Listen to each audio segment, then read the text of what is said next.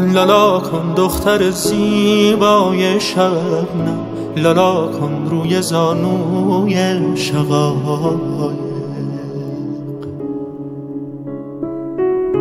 بخواب تا رنگ بیمهری نبینی، تو بیداری یک تلخ حقایق.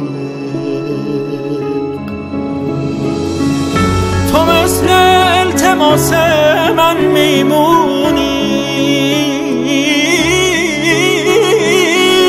که یک شب روی شونه هاش چکیدم، سرم گرم نوازش های اون بود که خوابم برد و کوچش رو ندیدم.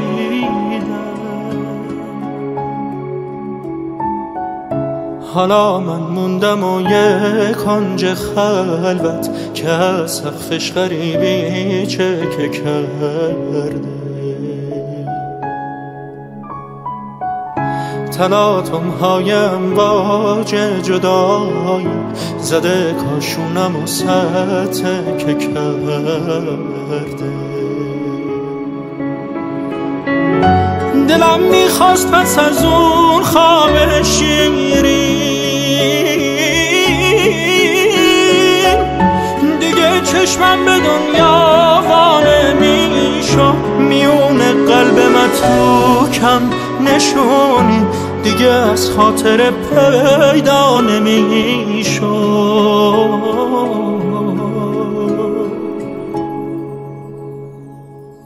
صدام غمگینه از بس گریه کردم، ازم هیچ اسم و هیچ آوازه نیست.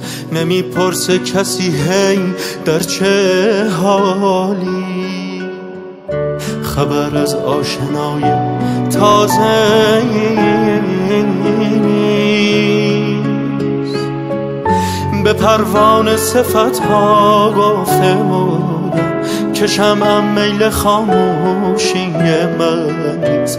پرنده رو درختم آشیون کن، حالا وقت فراموشی